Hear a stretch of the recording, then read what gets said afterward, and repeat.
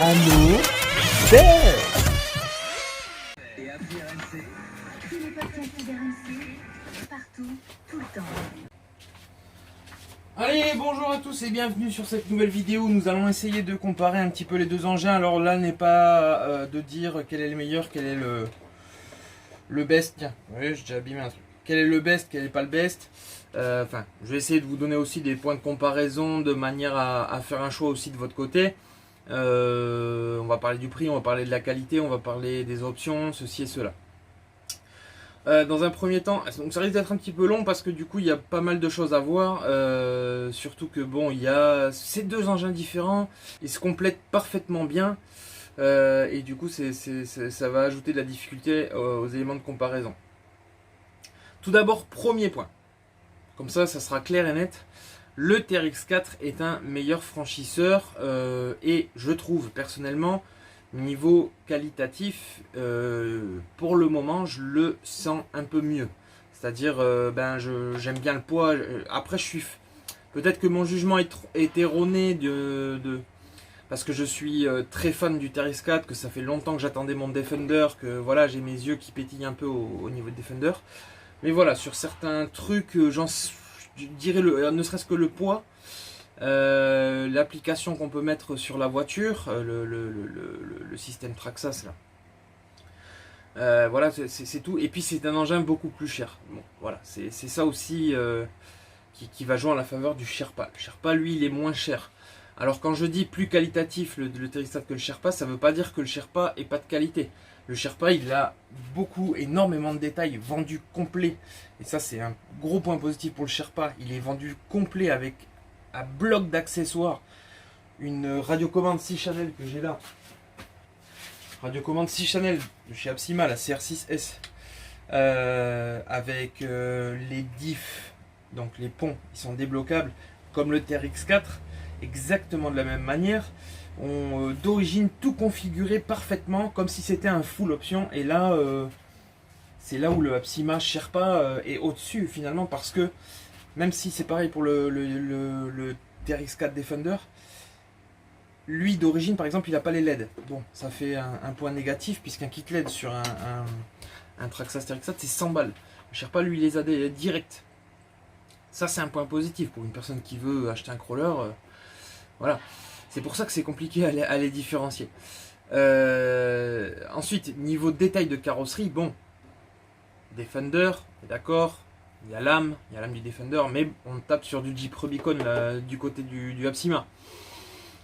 Donc il va y avoir aussi d'autres clients de fanatiques, quoi. Le Jeep Rubicon, c'est quelque chose de très connu, surtout que là, bon, c'est le rallongé avec une vitre de plus, la galerie dessus, voilà, comme le TRX4 Defender.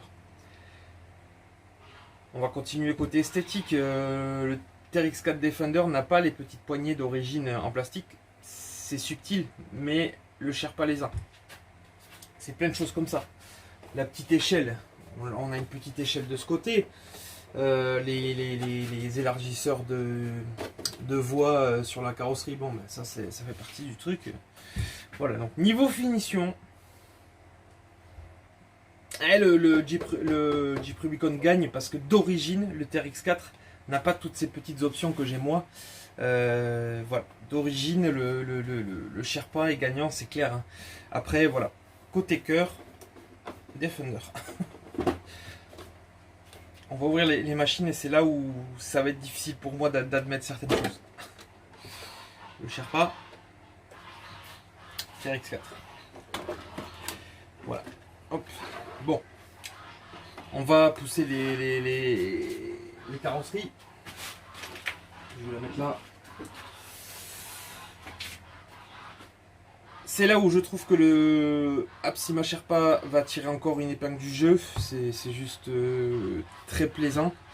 Un débutant qui cherche un crawler, même un confirmé qui veut se faire plaisir, hein. Mais surtout le débutant, je pense. Il ouvre sa carrosserie comme ça, c'est fini, quoi. Merci, au revoir. Il n'y a pas de pin, il n'y a rien. Et pourtant, on est chez Traxxas, et Traxxas, ils ont des super systèmes d'ouverture, mais là, sur le TRX4, il ne l'a pas. Hop. Je vais enlever la batterie moche parce que ça amochit mon modèle. Donc partie châssis, les deux se dotent de ponts avec des petites boîtes de réduction dans chaque roue. Ici on a une barre de Pandar, là on ne l'a pas mais on peut la mettre, elle est fournie dans le kit, j'ai complètement zappé, on peut la mettre. Et ensuite on a une barre anti-roulis je dirais, mais bon, une barre de soutien du pont arrière, alors il y a sûrement un nom, je me demande si j'ai pas la poste.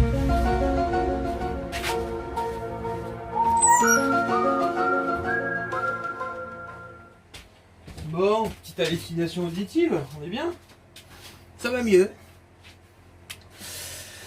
J'en étais où? Je ne sais même plus. J'ai enlevé la batterie. Bon, ouais. Oui, je disais donc que la carrosserie, le côté facile du Apsima, tire largement son épingle du jeu. C'est clair et net. Côté électronique, on a donc le Traxxas XL5 et le moteur charbon Titan 21T. Alors pour vous c'est du chinois pour ceux qui ne comprennent pas, mais si vous voulez, bon, on n'a pas forcément un très haut de gamme dans le TRX4. Par contre, il est super bien fonctionnel à l'engin. C'est vraiment, on prend plaisir à le piloter avec ce combo électronique. Et en plus de ça, on va pouvoir le régler avec l'application Traxxas Link. Donc du coup, là on est carrément au-dessus de l'Apsima Sherpa, qui lui a un petit combo charbon classique avec un moteur charbon classique ventilé. Moteur charbon ventilé, donc c'est très bien. Simple, il fonctionne. On prend du plaisir aussi sur le Sherpa, moins sensible. Heureusement qu'il est accompagné d'une radio qui est relativement bonne, de chez Apsima, bon voilà. Où la sensibilité est bonne, parce que sinon là on aurait quasiment, je pense qu'on n'aurait pas de bonnes sensations avec ce combo qu'il y a sur le Sherpa de base, puisqu'on utilise le frein moteur pour descendre. Enfin, niveau réglage c'est pas ça. Par contre, un débutant qui va prendre ça, il n'y verra que du feu, c'est clair et net. Il va piloter son engin, il va pouvoir crawler toute la journée sans souci. Voilà, c'est là où c'est bien. L'électronique, en fait, c'est une électronique de base sur le Sherpa. On n'est pas sur un haut de gamme. Sachant que sur les crawlers, que ce soit pour lui ou pour lui, ça vaut rien. C'est-à-dire qu'un variateur 1080 et Hobby-Wing charbon, hein, c'est des petits, j'en ai deux là. C'est des très bons petits variateurs réglables. On s'en tire pour 40 balles. Voilà, on laisse le moteur d'origine, le Titan, on n'en parle pas, mais pour celui-là, on peut laisser le moteur d'origine et ça coûte 8 à 15 € un moteur. Donc voilà, si on veut changer pour mettre quelque chose de mieux sur le Sherpa, c'est vraiment à faible coût, vraiment. Le cerveau, alors le cerveau d'origine du Sherpa, j'ai pas trouvé le nombre de kilos qu'il a, mais il fonctionne très très bien, il force très très bien. Donc là-dessus, je dirais que le TRX4 et le Sherpa sont très largement équivalents. Bon, ce que je sais de plus, c'est que on est sur des pignons métal sur le Traxxas TRX5. J'ai pas encore démonté celui du Sherpa, ça viendra à l'avenir. Mais le cerveau est fonctionnel, ça il faut voir dans le temps. Il force largement assez, je dirais qu'il y a un bon 10-15 kg dessus, 10 kg, hein, je vais pas me mouiller. Donc là-dessus les deux c'est pareil, franchement l'angle de braquage aussi, rien à dire sur les deux engins. Pour les comparer c'est très difficile, puisque les deux braquent aussi bien l'un que l'autre. Bon, ça doit se jouer à rien, mais vraiment les deux braquent très bien, donc un plaisir de conduite au niveau du braquage, de la direction. Vraiment pas de souci. Un petit plus sur le Sherpa forcément, tu as un amortisseur de direction, ce qui t'évite en fait de forcer directement sur le cerveau quand tu es coincé dans un rocher ou quand tu es coincé dans un trou. Voilà, c'est pas mal, c'est d'origine. Je vous dis, il est tellement full cet engin que du coup c'est chiant de les comparer. Enfin bon. Niveau pare-choc, c'est pareil, d'origine on est sur le TRX4, c'est du plastique, là aussi c'est du plastique. Bon, c'est pareil sur les anses, alors là je les ai plus. Bon, les anses qu'il y a là c'est du plastique dans les deux voitures. J'en ai même pété un ici, enfin c'est mon fils qui en a cassé un, il a fait un petit tonneau. Merci Sévan. Donc les deux, on est sur du plastique, donc là, élément de comparaison kiff kiff. Ensuite, on recule, on va passer donc aux amortisseurs. Alors là, on a un amortisseur, il y a peut-être un nom spécifique, mais voilà. Ici, on voit pas le ressort, il est à l'intérieur. C'est bien foutu.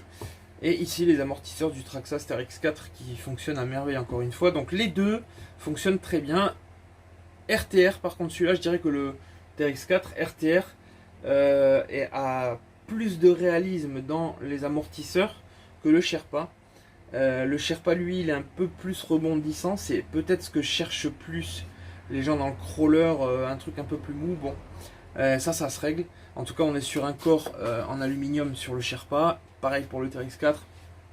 Des soufflets qui protègent la tige, pas sur le TRX4. Donc voilà.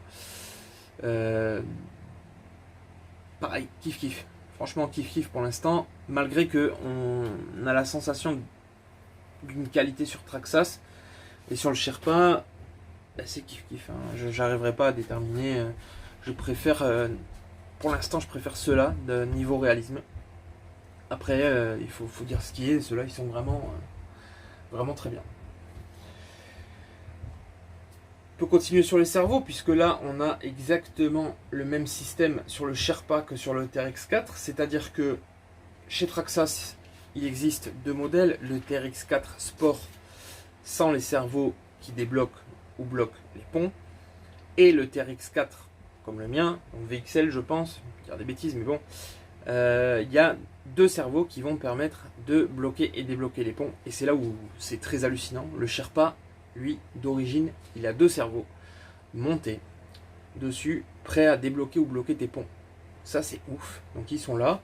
Ils sont installés allongés, tandis que sur le TRX4, ils sont debout. Mais c'est exactement pareil, le même système. Même, je dirais que le système de cornes de cerveau est mieux foutu sur le Sherpa, puisqu'on a une sorte de système de vélo d'origine avec un guide, un joli guide, qu'il y a aussi sur le TRX4, mais c'est pas pareil, c'est une boule qui se déclipse, donc voilà. Bon, allez, on est kiff kiff parce que voilà. Après, c'est vrai que sur le TRX4, on avait une petite maladie, enfin une maladie entre guillemets, de temps en temps les petits cerveaux du TRX4 fument. On verra sur le Sherpa. Pour l'instant, j'ai fait une session, je vais faire des grosses sessions dans pas longtemps, et puis il fera le festival aussi. Côté sensation, retransmission de couple, donc la grosse boîte qu'on a au centre des engins, c'est alors le TRX4, ceux qui ne connaissent pas, c'est très bon. J'adore la sensation de motricité qu'il y a grâce à cette boîte, à la pignonnerie, tout ça. Le Sherpa, c'est pareil. Il a une grosse force de franchissement, on le sent. On n'a pas besoin de tirer dans le moteur, le truc. Voilà.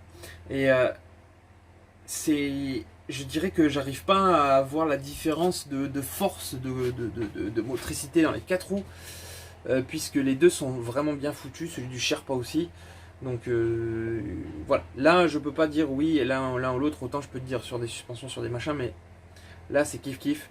Je dirais que il va manquer quelque chose, cette motricité, c'est d'une, le poids. Le Sherpa manque de poids.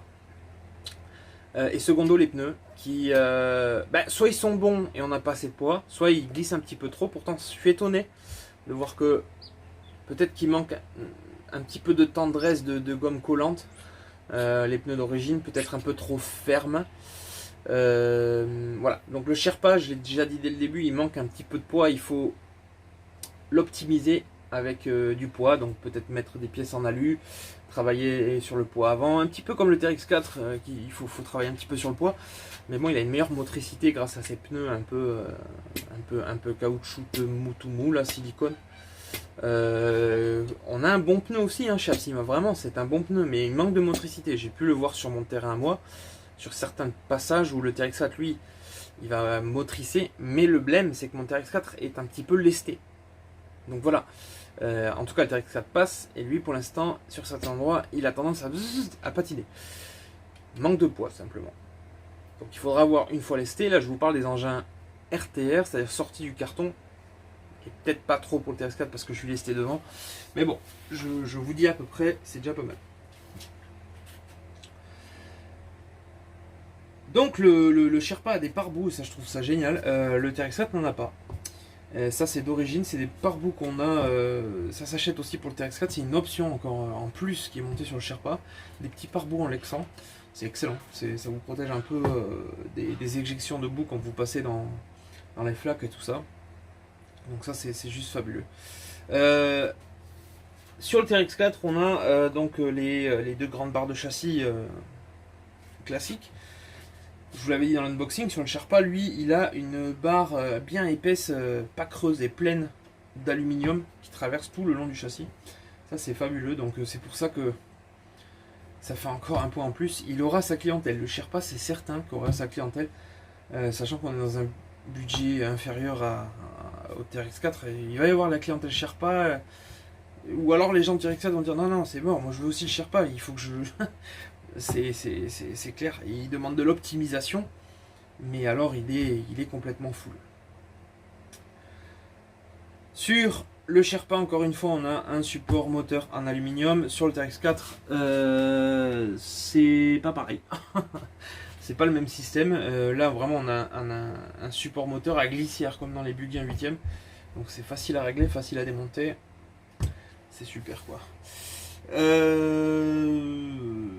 Les tourelles, bon ben là on n'a pas le souci des tourelles puisqu'on est directement, bon on a les tourelles qui sont là, remarque. C'est des tourelles en alu, j'avais pas vu. Des tourelles hyper fermes en alu. Comparé au TRX4, tourelles assez souples. On va le Sherpa en alu quand même. J'en découvre. Ce qui fait qu'il y a une grosse fermeté de l'engin. Voilà. Excusez-moi, je redécouvre mon engin. Une fois qu'on a fait le tour là, on va juste énumérer. Forcément lui, il est full kit LED avec des options clignotant avant, clignotant arrière, frein stop, warning, plein phare. tout, impressionnant. Regardez un petit peu en dessous les engins. Donc pour comparer les deux un petit peu, on est exactement sur la même architecture de fixation et de transmission. On a deux cardans télescopiques avant-arrière. Sur le TRX4, le cardan avant est excentré, lui il est centré. Bon, ça change pas grand chose. Les tirants, on est à peu près sur les mêmes types de tirants, mis à part que eux sont quand même un peu plus gros. On doit être sur du tirant de 6 ou 7 pour l'arrière et l'avant. Enfin bref, c'est très impressionnant. Le Sherpa lui est full alu. Et lui, le TRX4 d'origine a les cardans en plastique. Ce qui n'a aucune incidence au niveau du TRX4 puisque vous ne casserez jamais vos cardans. Enfin, j'ai jamais entendu qu'on cassait les cardans sur un TRX4. Mais bon, pour rajouter du poids, c'est bien de mettre de l'alu. Donc voilà, le Sherpa les a déjà. C'est un alu très léger à mon avis. Et vous l'avez déjà full origine. Donc le Sherpa est déjà prééquipé de tout ça. C'est juste très impressionnant. Vraiment. Voilà. On peut déjà faire une petite conclusion pour vous donner mon avis à moi au ressenti. Bien évidemment, je vous dirais le TRX4 est au-dessus. De par sa... Je remets la carrosserie. De par son poids, de par ses sensations, je trouve que le TRX4 est au-dessus. Le Sherpa, lui, n'a rien du tout à envier au TRX4 puisque on est sur une autre voiture à peine un peu plus courte, à peine. Hein. Je dis vraiment à peine. Ça se joue à allez, un 5 mm quoi, 5 mm plus courte. Voilà, il a une carrosserie plus petite donc ça lui donne une petite sensation plus petite, mais voilà. On a largement la place au niveau des trucs de passer des pneus en 2 pouces, parce qu'on a des pneus en 1,9 pouces d'origine. On peut passer des gros pneus, ce que je pense que je vais faire déjà sur le Sherpa pour voir un petit peu ce que ça vaut. Mais voilà. Maintenant, on va parler du prix. Un TRX4, c'est, je vous dis, la fourchette, c'est 550 balles, voire 570 € je crois. Je vous mettrai les vrais prix si vous voulez. Lui, c'est 429. Donc voilà, on a 100 balles de différence. Peut-être un peu plus que 100 balles, même 150 € de différence. C'est énorme. Donc c'est sûr et certain que lui, il va trouver sa clientèle là-dedans. Le TRX4 restera le TRX4, c'est certain. ça fera pas forcément de mal au TRX4 parce que une fois que tu auras le Sherpa, peut-être que tu auras envie d'essayer le TRX4, mais tu seras jamais jaloux d'un TRX4 parce que tu as ton truc. Après, tu as les fervents défenseurs de Traxxas qui seront là et te diront mais c'est pas du Traxxas. Oui, mais après tu auras les fervents défenseurs du Apsima qui diront oui, mais c'est pas du Apsima. Voilà. Ensuite, bon, pour finir les radios, parce que bon, j'en ai pas trop parlé. La radio TQI, je dirais qu'on est kiff-kiff là, parce que du coup, enfin, pas kiff-kiff. Peut-être un petit point en plus pour le TQI, je vais vous expliquer pourquoi. Bon, là, radio RTR, c'est pas ce que j'adore, moi. Les radios Traxxas, c'est pas ce que je préfère, j'aime le plus. Je les trouve moyennes. Mais bon, je sais qu'il y en a beaucoup qui aiment bien. On a les channels qui sont là, tac tac. Voilà, on n'a pas la gestion des feux, des phares sur la télécommande. Donc là, ouais, en fait ça va être kiff kiff, vous allez voir pourquoi. Donc on n'a pas la gestion des phares, par contre on a le système Traxxas Link, le fameux, hein, qui est déjà installé et que j'arrive même pas à faire une vidéo tellement c'est compliqué. Je vais y arriver. Et chez Apsima, du coup on a la gestion des feux, les gestions des ponts, voilà, et puis on est sur un système un peu plus détaillé où on va pouvoir régler l'EPA directement. Désolé, c'est un point positif, direct. Je préfère cette radiocommande à la TQ, très clairement. Manquerait plus qu'une application, ça serait le summum. Mais là, ouais, très clairement, je voterai pour la Apsima. Là, je préfère cette radio. D'ailleurs, je suis plutôt habitué aux Apsima qu'aux Traxxas. Donc voilà, mis à part la petite mousse qu'on a sur le Traxxas et pas sur le Sherpa. Voilà, conclusion. 2 excellentes voitures. J'ai quand même départagé plus ou moins hein, les engins. Maintenant, il faut que je roule un peu plus avec le Sherpa, que je trouve vraiment fabuleux, quoi. Il n'y a pas à dire. Hein. Vous verrez, je pense que je ne serai pas le seul à le dire. Ça commence déjà à aller un peu partout, le Sherpa. Mais c'est vrai, le Sherpa, c'est une voiture qui est pas trop chère et hyper bien équipée. Donc voilà, il faut que je continue à rouler avec. TRX4 is the TRX4. Sherpa is the Sherpa. Très clairement. Enfin bon, je pense que le prix aussi va en décider plus d'un. Vu le nombre d'options et la beauté de l'engin. La beauté de l'engin, c'est magnifique. Un petit Jeep Rubicon, un petit... Voilà, je vais être bien, on va continuer. Voilà, j'espère que cette petite comparaison compliquée vous a plu, parce que c'est compliqué pour moi de faire des comparaisons comme ça. Enfin, c'est sympa un petit peu de comparer les engins, mais voilà, pour moi, il faut toujours que je donne un avis. Et donc du coup, pour le coup, c'est compliqué, parce que c'est 2 engins à part, mais c'est quand même intéressant de la faire. Et puis, comme ça, vous avez plein de points de comparaison. Vous vous dites, tiens, celui-là est bien, celui-là est bien, celui-là est nul, celui-là est nul. C'est très bien. N'hésitez pas à vous abonner à ma chaîne, c'est très important. C'est compris? Abonnez-vous. Allez, très bonne journée. Ciao.